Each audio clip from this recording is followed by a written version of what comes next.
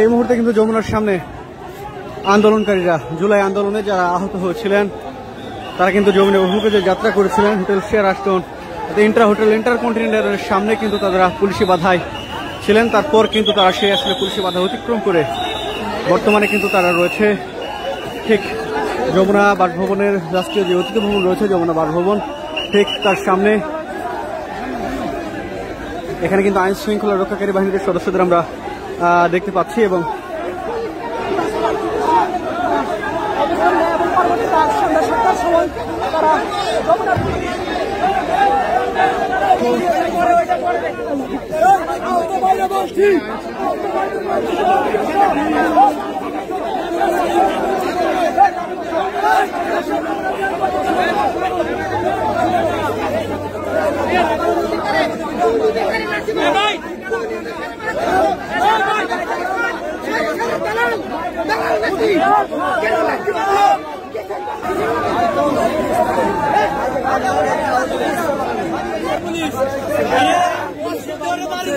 আমরা অসুস্থ কিসের জন্য মারি দিল?